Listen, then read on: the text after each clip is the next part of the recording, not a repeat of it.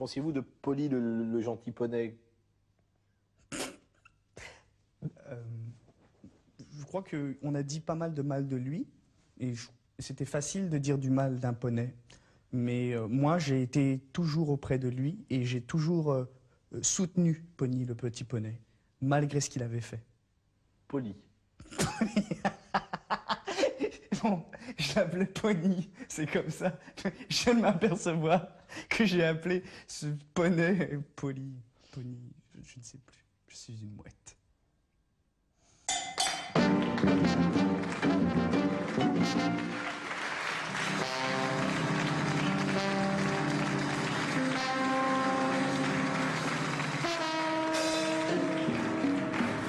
Bonjour Jean. Salut François. Eh bien François, tu dois te réjouir aujourd'hui. Ah oui, car nous recevons aujourd'hui Un invité de marque, véritable figure mythique de la... bande dessinée des années 70. Ah, perdu.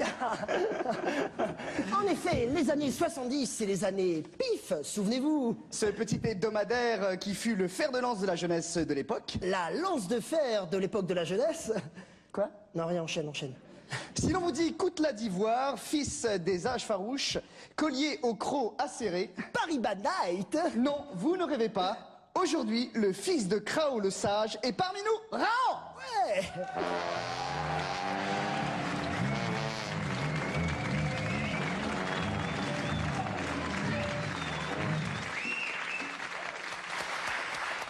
Alors, Raon vous accordez la force, le courage, la virilité.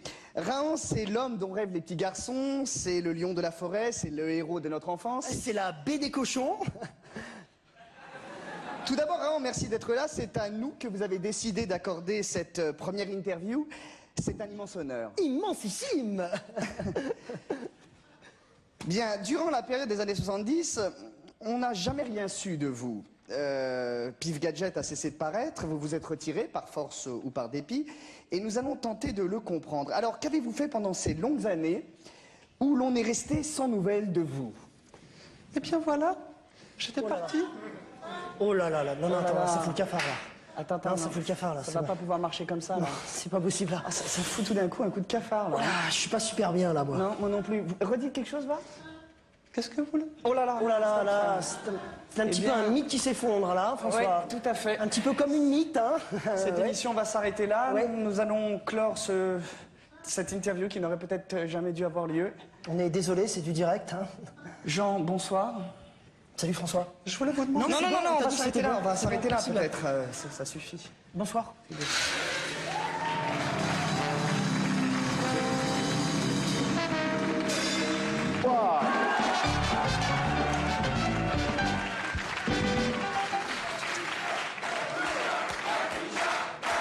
Voilà. Alors, je vous rappelle que donc, le crochet, ce n'est pas sorcier. Alors, je passe mon fil, un point, et je crochette. Je passe mon fil, un point, et je crochette. Bien, et si on se montrait nos petits chefs-d'œuvre avant de passer à autre chose? Alors moi j'ai fait un petit tricot, c'est pour mon fils. T'es trompé, t'as fait 3 bras. Non, je me suis pas trompée. Joachim, il a 3 bras. Tu sais, c'est le fils que j'ai eu avec mon frère. Ah, d'accord. Eh bien moi, comme dans 7 mois et demi, c'est la fête des mères, j'ai tricoté un petit poule au vert pour ma maman. Mais ça ressemble à rien. Mais ça fait rien, de toute façon, elle est aveugle. Bien, et toi, Ikea, qui a refusé de faire du tricot, qu'est-ce que tu as fait? Non mais moi c'est une broderie de rien du tout alors. Et alors ça représente quoi? En fait ça représente mon accident de la route. Alors le steak là c'est le reste de mon épouse. Ah ben moi, ce que j'ai fait, c'est de la gnognoute, hein, à côté. Voilà, c'est une chaussette. C'est pour mon mari. Eh ben, dis donc, il a de grands pieds, ton mari. Attends, t'as pas vu sa verge?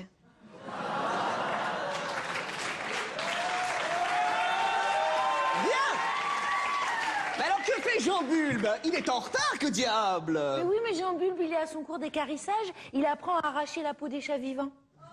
Et ça sert à quoi? Ah, rien. Ben si, ça sert à savoir arracher la peau des chats vivants. Alors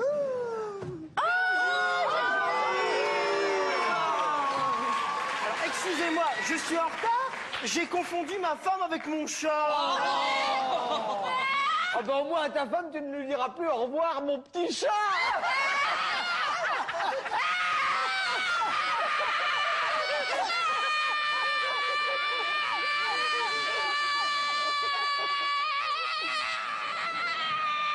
Ikea. Ikea. Ikea Ikea. Ikea Ikea. Oh, Ikea est décédé. Oh, bah alors, il est mort de rire. Bien, allez, ce n'est pas tout. Oh, pardon. Oh, ça tombera pas plus bas. Allez. Alors, je vous ai réunis aujourd'hui pour vous présenter le tout nouveau modèle de notre aspicha. Voilà, notre aspirateur à déjection canine. Alors, il a été retravaillé et nous avons mis dessus un petit pare-brise contre le mouchetage merdeux. Alors, tout de suite, une petite démonstration. Alors, j'ai demandé à ma femme de se retenir pendant 5 semaines et de manger du maïs afin de faire quelque chose de conséquent. Quelque chose de lourd, quoi. Une grosse... Non, mais ça va, on a compris. Et voilà.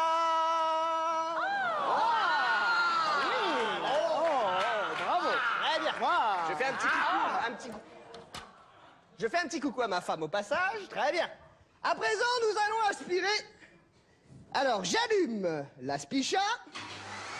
Voilà. Très bien. Et je le positionne au-dessus de ma déjection. Voilà.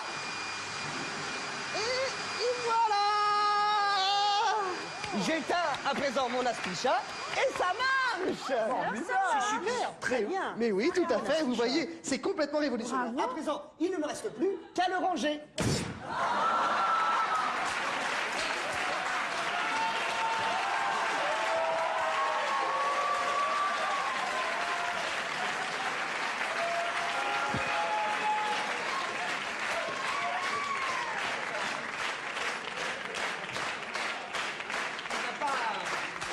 C'est pas encore tout à fait ça.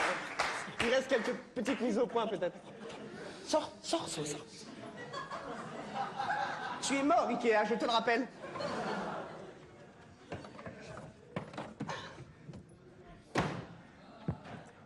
C'est la merde.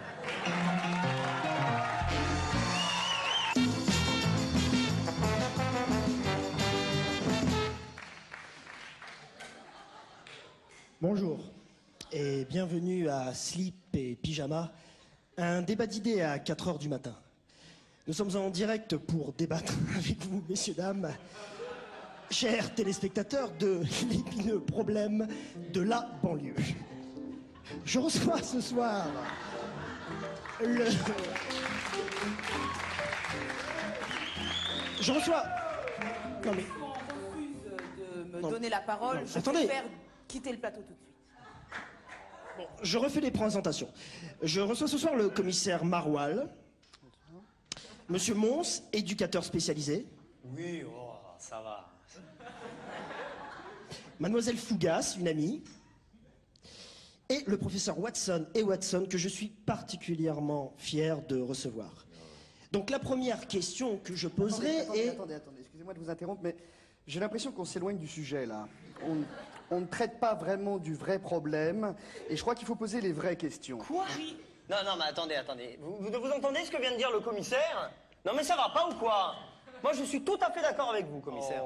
Monsieur Mons, je rappelle que vous êtes éducateur spécialisé. Attendez, 2 secondes. Comment? Si vous le permettez, attendez 2 secondes. Non, mais attendez, monsieur vient de m'insulter, alors je réponds. Eh bien oui, je suis éducateur spécialisé. Oui. Monsieur Mons, excusez-moi. J'ai l'impression que, dès le départ, ce débat démarre mal.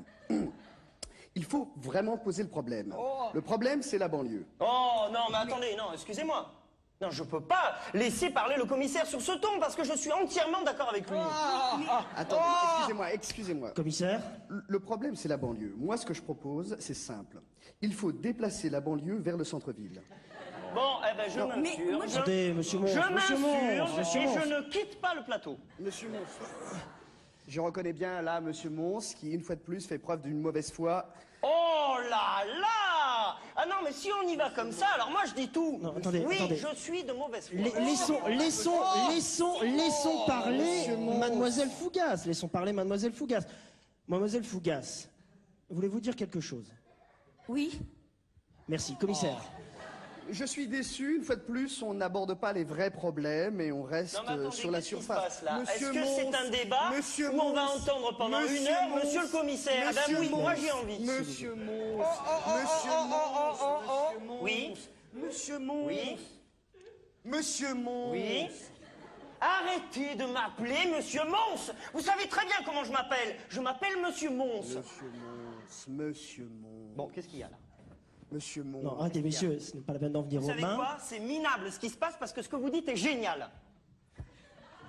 Monsieur Mons. Oh.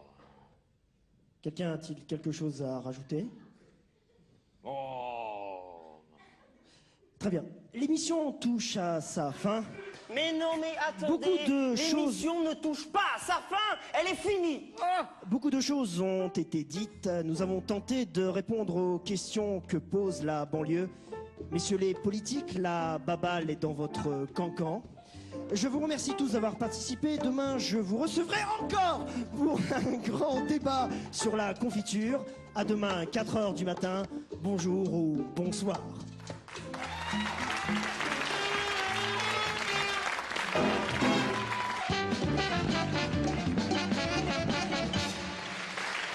Chers téléspectateurs, futurs justiciables ou anciens justiciers, bonsoir et bienvenue à Grand Procès de l'Histoire, votre émission judiciaire qui reconstitue pour vous tous les grands procès de l'histoire.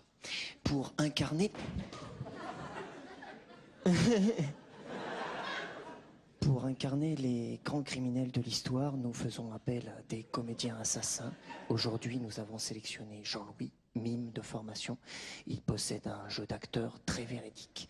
Il est bien que malodorant, d'origine dijonnaise, et il a tué son père avec de la moutarde. Il incarnera Al Capone, car en effet, nous allons reconstituer pour vous son procès. Al Capone, bandit notoire, souvenez-vous, la mafia. Everybody Long Street. Oh yeah, yeah. Everybody Long Street. Everybody, everybody Long Street. Everybody Long Street. Silence. Je déclare la séance ouverte. Accusé, levez-vous. Greffier, veuillez lire l'acte d'accusation, je vous prie. Al Capone, vous êtes accusé de prohibition, de jeu clandestin et de prolénénisme. Attends, de quoi? De prolénénisme. Qu'est-ce que ça veut dire, ça? Je sais pas. Bon, alors, je pose la question, qui connaît le sens du mot prolénénisme? Moi Vas-y. Être prolénéniste, c'est une attitude à être... à aimer la laine. Un exemple.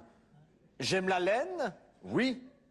Donc je suis prolénéniste. Mais non, mais n'importe quoi, rien à voir, pas du tout. Le prolélénisme, en fait, bon, c'est comme le nanisme, mais bon, pour les prolétaires. Enfin, bon, je crois. Hein. Une sorte d'ouvrier de petite taille. Voilà.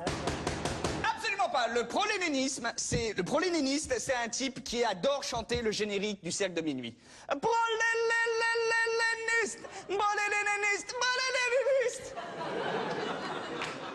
Il était noté qu'il serait bon d'appeler un dictionnaire à la barre. Si un dictionnaire ou même une encyclopédie est présente dans la salle, nous la prions d'aller se présenter à l'accueil. Silence! Bon, personne donc ne sait ce que veut dire le mot prolélénisme, donc j'appelle à la barre Charlotte, assistante des Robins des Bois.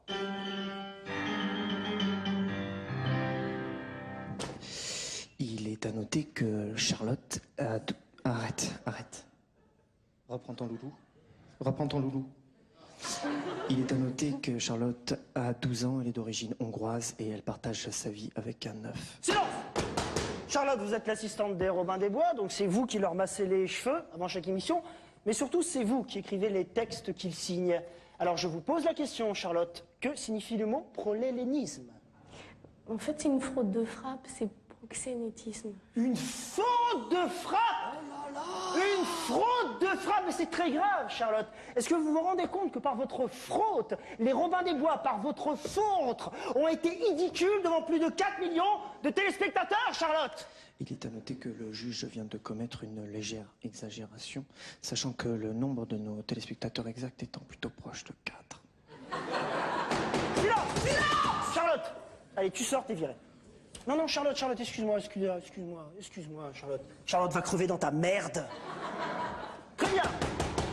revenons à notre procès, celui d'Al Capone. Alors, Al Capone, avez-vous un mot à dire pour votre défense? Oui. Très bien. Al, la parole est à vous. Al, la parole est... C'est pas facile à dire, Al, la parole est à vous. C'est pas facile, c'est comme tiens ta château chaud. Ah oui, c'est vrai. C'est pas facile à dire, Non, tiens ta château chaud. c'est vrai, C'est quand même moins difficile que ta touffe m'étouffe. Non, c'est difficile, c'est vrai, c'est pas facile. Mais par contre, c'est dans la même veine, moi je trouve, hein, Ouais. que ton sgeg m'écaille. Ouais, Ton sgeg m'écaille. Attendez, oh, s'il vous plaît, c'est pas possible ça. On a déjà fait cette digression, on l'a fait dans un autre sketch il y a une semaine. Non, mais c'est du déjà vu. Il est à noter qu'elle a raison, cette petite truie bovine. Tout de suite, je vous propose de visionner...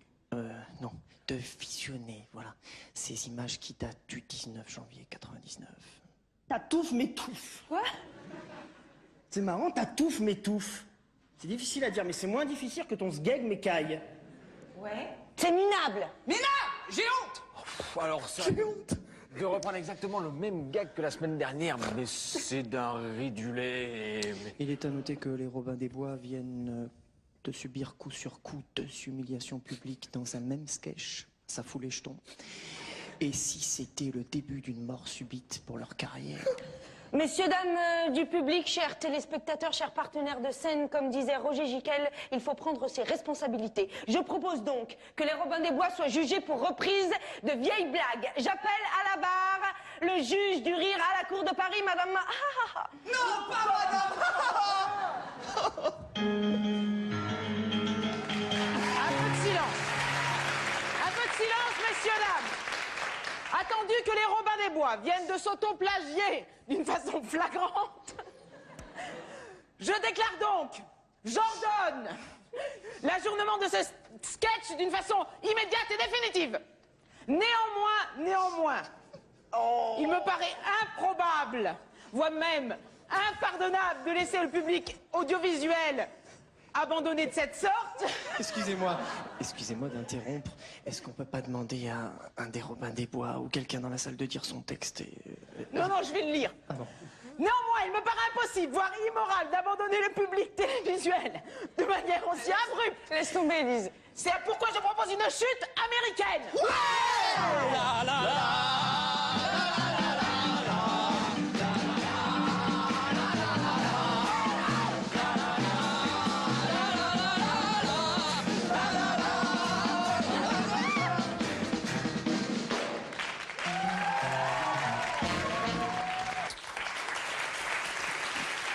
Bonsoir.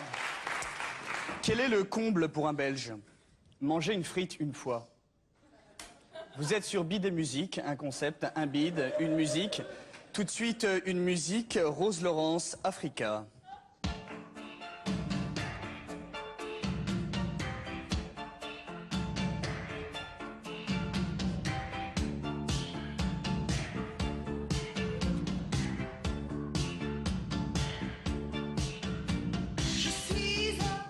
Merci Rose.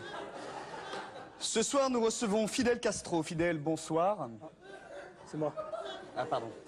Jacques Jean, c'est à vous pour l'interview. Fidel Castro, bonsoir. Bonsoir. Fidel Castro, vous êtes déjà allé à Cuba? Oui. Première question. En amour, vous êtes fidèle, Castro?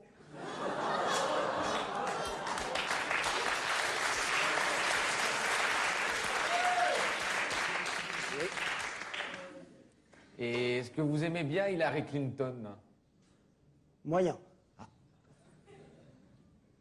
Je vois avec surprise que tu te méfies d'elle, Castro.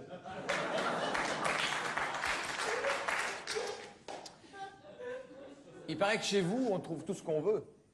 C'est vrai. Donc on peut dire que chez Castro, il y a tout ce qu'il faut. Outils et matériaux, aménagement, jardin, opérations et gros travaux. Castro, Castro, Castorama.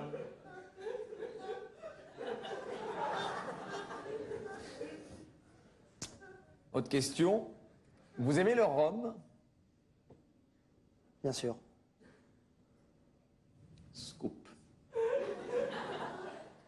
Et quand tu en bois, ça te casse trop, Fidèle.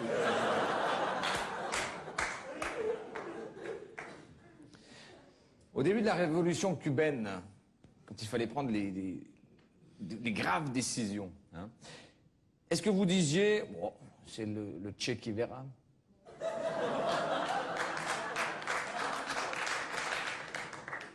Non. Depuis l'embargo, le peuple cubain ne mange plus à sa faim. C'est vrai.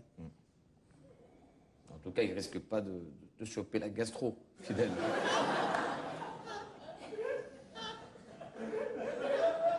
Un cyclone est récemment passé sur Cuba. C'est vrai, il a tout ravagé. Quelle catastrophe! Quelle catastrophe!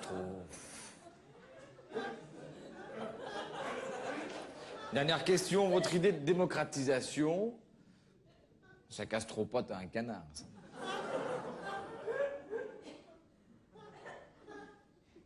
Bon, merci. Demain, je recevrai la castrafiore. Merci, bonsoir. Bonsoir, c'était l'interview de Bide et Musique. Remerciements particuliers à Yacine Sersar. À la semaine prochaine, Mademoiselle Rose Laurence.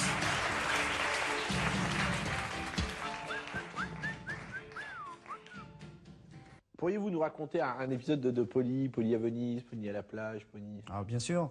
Moi, le plus beau souvenir de Pony, c'était Pony. Pardon, je peux vous couper? Polly. Répétez après moi, Polly. Polly. Voilà. Avec un L. Avec un L. Voilà. Sinon, comme Nike. Comme Nike. Le plus joli épisode de Polly, c'était Polly à la charcuterie. Et René, Ouais. René, on a un souci, la figurante qui devait faire Madame Chasse-ton-cul, elle veut pas venir. Alors c'est bon, c'est foutu, alors c'est bon, foutu. Elle était indispensable pour cette scène, tournage de merde. Bah non, mais qu'est-ce qu'on fait? Moi, je vais me pendre, moi. Bah oui, c'est malin, tiens. Excusez-moi, je me mêle, mais voilà, je pourrais peut-être faire le rôle de Madame Chasse-ton-cul. J'ai une formation de comédien. Non, mais franchement, tu t'es vu. Non, mais il a raison, je te filmerai pas, je te ferai pas de gros plans, c'est parfait, parfait. Bon, bah, je sais pas, mais faire ça, voilà, tiens, tout ça. Allez, un coup de rouge à lèvres. Allez, vite, on se dépêche. Bon, ok, c'est bon, on fait comme ça. Je vais prévenir Van Locke. Non, oh non, surtout pas, là, il va faire un scandale, surtout pas. Tiens, ici. Est-ce qu'on peut commencer, là? Ça vous emmerde pas, s'il vous plaît? Non, sans déconner, ça fait une quart d'heure que j'attends derrière la porte, j'ai une paire d'espadrilles à m'acheter avant 17h. C'est bon, commissaire, on va y aller, ça y est, c'est bon. Bonjour, mademoiselle. C'est un honneur vraiment pour nous de tourner avec vous, commissaire. Mais moi aussi, René, c'est un honneur pour moi de tourner avec moi. Moteur. Van Locke, un flic dans le centre-ville, 151 sur un première. Action. Bien. Qu'est-ce qui s'est passé? Eh bien, ce qui s'est passé, commissaire, c'est fort simple. Écoute-moi, petit. Dans toute procédure criminelle, rien n'est simple, tout est compliqué. Très bien. Donc, monsieur Chasse-ton-cul est décédé d'un étranglement au cou. 10 marques au cou le prouvent. Ensuite, il est décédé du dos. 17 trous de balle dans le dos. Non, 18. Un peu d'humour ne fait pas de mal. Donc, madame Chasse-ton-cul était présente. Elle était assise dans... Mais c'est qu'elle est charmante, cette demoiselle. Elle était assise dans ce canapé. Elle prétend n'avoir rien vu, rien entendu. Elle lisait son magazine. Bien. C'est un suicide. Quoi? Qu'est-ce que je dis? Commissaire, vous plaisantez, 17 trous de balle. Écoute-moi bien, petit. J'ai connu les enfants morts de la drogue. J'ai démantelé la pègre de Marseille avec mes couilles. Alors, tu me dis pas que je plaisante. Oui, 1 ou 2 balles dans le ventre, je veux bien, mais 17 dans le dos... Tu vas écouter mon histoire. Marcel Pétrusien, hiver 73, Cap Canaille à Cassis. Il avait les 4 membres inférieurs coulés dans du béton. Il avait le corps tout scié à la scie à métaux. Et ensuite, il a été jeté dans la mer Méditerranéenne. Bien, j'étais le seul Attention. à comprendre que ce fut un suicide. ni les RG, ni les PJPGN. Commissaire, excusez-moi, mais vous dites n'importe quoi. C'est pas du tout le texte. Ça n'est pas un suicide. C'est l'éveil qui doit interroger Madame Chasse-ton-cul. Elle est coupable. Écoute-moi bien, salope. Tout ça, c'est ma vie. Je suis commissaire, je suis un acteur vrai. J'ai des sensations. Quand je sens quelque chose, je le dis avec mes couilles. Là, j'ai senti que Madame Chasse-ton-cul, la pauvre biquette, elle est si mignonne. J'ai senti qu'elle n'avait pas été coupable. Oui, commissaire, mais c'est pas le scénario. Comment il s'appelle, le téléfilm? Van Locke. Et moi, je m'appelle comment, grosse couille? Van Locke. Bien, action. Van Locke, un flic dans le Mais centre-ville. ferme ta gueule. Bien, alors je vais procéder à l'interrogatoire de Madame Chasse-ton-cul. L'éveil, tu décampes de là, elle est pour moi. Madame Chasse-ton-cul de là. Non, Madame Chasse-ton-cul. Sa gueule. Madame Chasse-ton-cul, le décès a eu lieu à 1,10 m de vous. Et vous n'avez rien entendu. J'imagine que peut-être ça vous a choqué. Oh putain. Non, coupez. Écoutez, commissaire, s'il vous plaît. Vous ne jouez pas la situation, commissaire, ça ne veut plus rien dire, le film ne tient plus debout. Alors, la journée de tournage est suspendue, on prendra tout ça demain. Écoute-moi bien, René Château Vidéo. Tu vas m'écouter et quand je te parle, tu mets tes pieds en face de moi. Hein? Alors, la journée, c'est moi qui la suspends et toi, je te vire. Jusqu'à demain. Bon, allez, c'est fini, on remballe. Ouais, on dégage. Eh ben, non, je l'avais bien dit que c'était pas un meurtre. Mademoiselle, venez là sur le sofa. Vous savez, je vous trouve fort bonne comédienne. J'ai une R12. Ça vous dirait, ce week-end, je vous emmène sur la Gineste, on fait une promenade. Et puis j'ai une villa avec piscine, 2 mètres d'eau. Et c'est que vous me plaisez là. Non mais ça va pas, c'est quoi ces conneries là? Mais qu'est-ce qui s'est passé?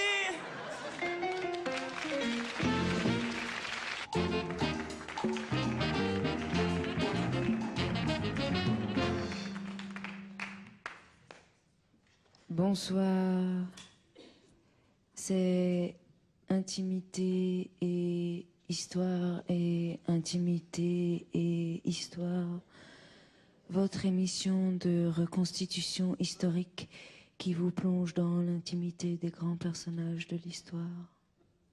Le 17 juillet 1472, en plein mois de janvier, par un temps froid, humide et sec, François Ier rencontre Jeanne d'Arc dans une auberge de la banlieue d'Orléans, près de Grenoble. Que se sont-ils dit? C'est ce que nous allons découvrir maintenant.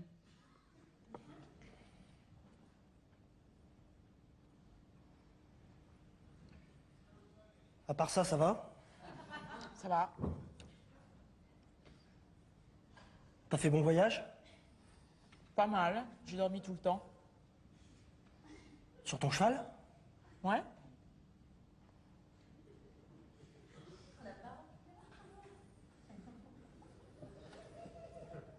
Je te boufferais bien le cul. Pardon? Non, rien.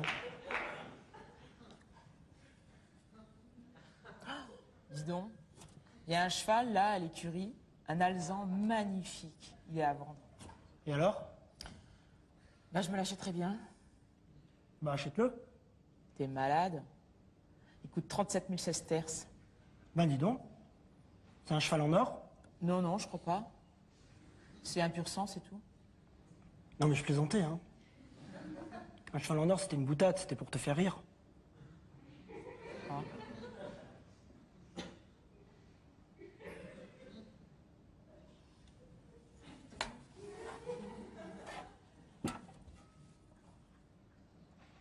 Et la reine?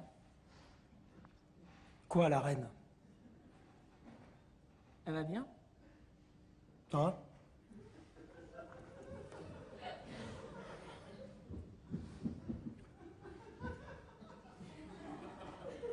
Quoi?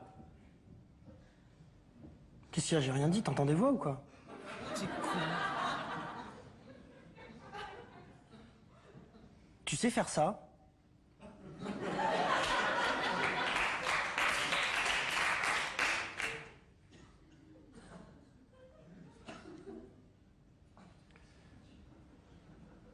peux te poser une question?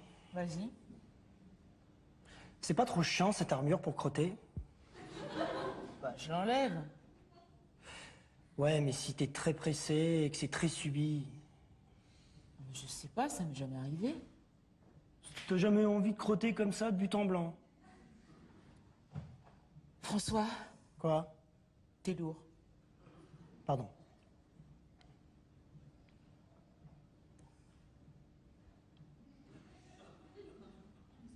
Bon, allez, c'est pas tout ça, faut que j'y aille, moi. Faut que je déclare la guerre à l'Autriche. Pourquoi?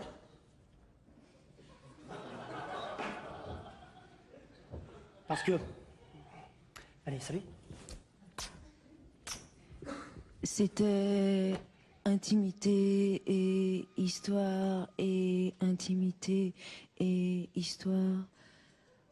Demain, nous plongerons ensemble dans l'intimité historique de Vercingétorix. Ah, bonjour.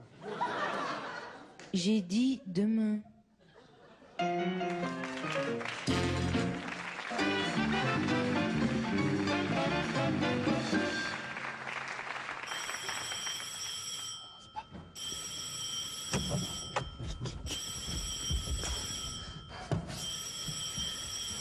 Oui, monsieur Marcadet. Oh, vous m'avez reconnu.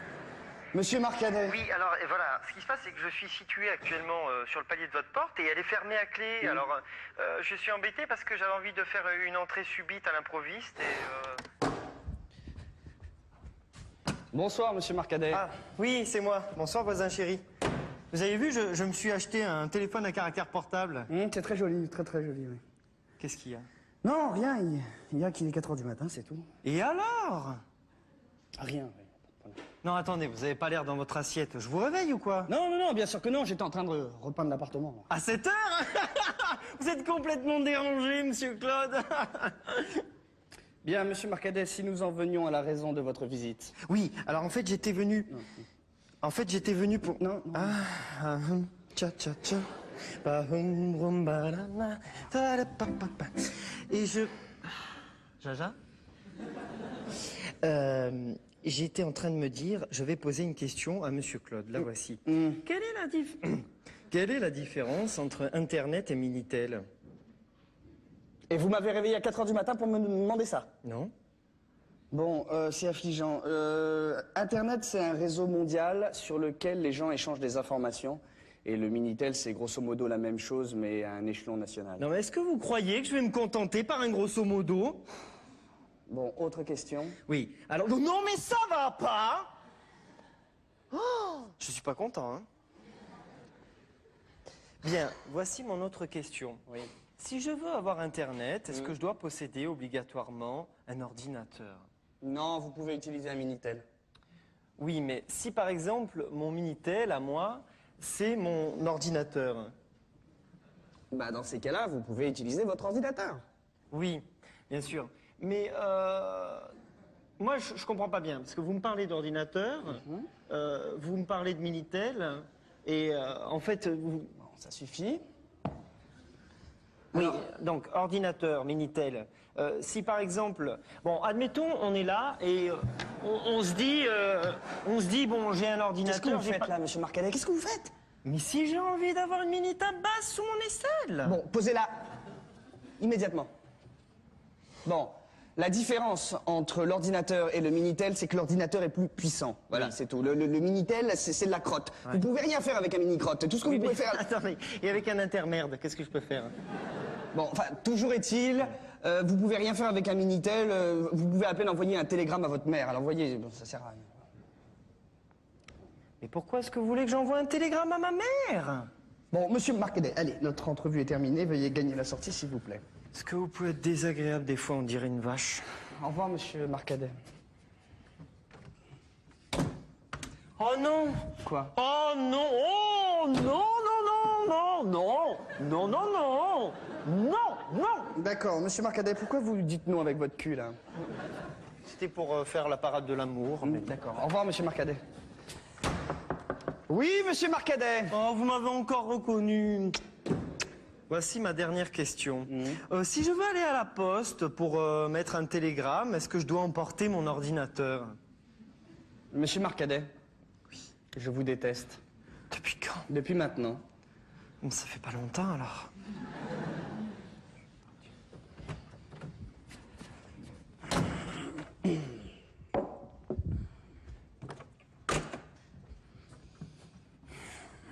Je suis là.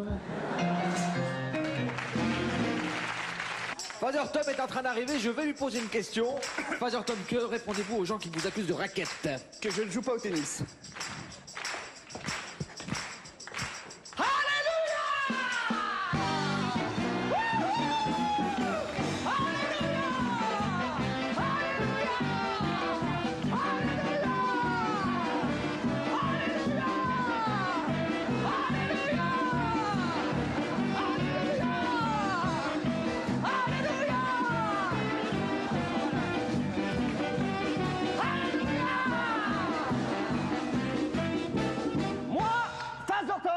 L'église évangéliste du Saint-Rédempteur, je crois en lui, et comme lui c'est moi, je crois en moi. Alléluia!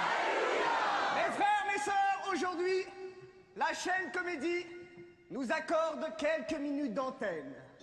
C'est pour nous l'occasion de présenter aux 7 millions de téléspectateurs qui nous regardent, aux 7 milliers de téléspectateurs qui nous regardent, aux 7 téléspectateurs qui nous regardent, de présenter l'Église évangéliste du Saint-Rédempteur. Montrons-leur qui nous sommes. Montrons-leur que nous sommes heureux. Tous à poil. Alléluia! Mes frères, mes sœurs, montrons à ceux qui nous regardent que nous sommes heureux. Et quel meilleur moyen de montrer notre bonheur que de chanter? Alors chantons, car le chant c'est le bonheur retrouvé. Mesdames et messieurs, je serai accompagné ce soir par le Harlem Rumbanana Orchestra. Mesdemoiselles, quand vous voulez. Si tu veux être léger, si tu veux voler, si tu veux que la vie arrête de te peser, alors chante avec moi, Alléluia. Alors chante avec moi, Alléluia. Alors chante avec moi, alors chante avec moi, ouais. Alors chante avec moi, alors chante avec moi. Mes frères et mes sœurs, si vous voulez venir sur scène et venir témoigner spontanément, comme nous l'avons répété cet après-midi, et dire votre gratitude pour l'Église évangéliste du Saint-Rédempteur, n'hésitez pas, venez. Alors chante avec moi, Alléluia. Je voulais dire que je suis très reconnaissant à Father Tom, car lorsque je l'ai connu il y a 7 ans, mes cheveux étaient courts, et depuis, ils ont poussé. Ils ont poussé, Alléluia. Alors chante avec moi, Alléluia.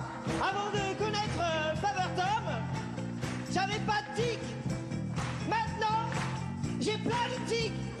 Alléluia. Il a plein de tics, Alléluia. Alors chante avec moi, Alléluia. Avant de connaître Father Tom, j'étais valide. Depuis ma rencontre avec sa Mercedes, je marche avec des béquilles. Elle marche avec des béquilles, Alléluia. Alléluia. Quand j'ai connu Father Tom, je voulais mettre fin à mes jours. Aujourd'hui, je veux mettre fin à ses jours. Elle veut mettre fin à mes jours, Alléluia. Alors chante. Salut les Vosges. Alléluia. Alors chante avec moi, Alléluia. Alors chante avec moi, Alléluia. Mes frères et sœurs, si vous voulez que votre vie change, n'hésitez pas. Appelez le 0600 et dites Alléluia. Oui, mes frères et mes sœurs, composez le numéro de votre carte bleue sur le cadran téléphonique et vous recevrez en échange un pins d'une superficie de 7 mètres carrés que vous porterez à votre veston. Alléluia. Et tu chantes avec moi, Alléluia. Et tu chantes avec moi, Alléluia. Alors n'oubliez pas, mes frères et mes sœurs, rejoignez l'église évangéliste du Saint-Rédempteur. C'est mieux acheter du beurre. Alléluia. Et tu chantes avec moi. Alléluia. Et tu chantes avec moi. Alléluia. Merci mes frères et mes sœurs. À la semaine prochaine. Merci à la chaîne Comédie. Alléluia. Alléluia. Et tu chantes avec moi. Alléluia. Et tu chantes avec moi. Alléluia. Et tu chantes avec moi. Alléluia. Maurice Barthélémy, c'est comme... J'ai dit un jour, et je pense que je peux le redire, c'est un immense acteur, il n'a qu'un défaut, et il pourra vous confirmer, il ne sait pas dire poumon sur scène. Et ça, c'est pas de la vanne, c'est vrai. En répétition de la pièce Robin des Bois, on changeait souvent le texte et tout, et Marina lui dit, mais non, il lui sort une phrase, tu devrais dire ça avec poumon, et Maurice, sans sourciller, était très sérieux, a dit que poumon sur scène, c'était très difficile à dire. Mais à part ce défaut, je trouve que c'est un acteur de génie.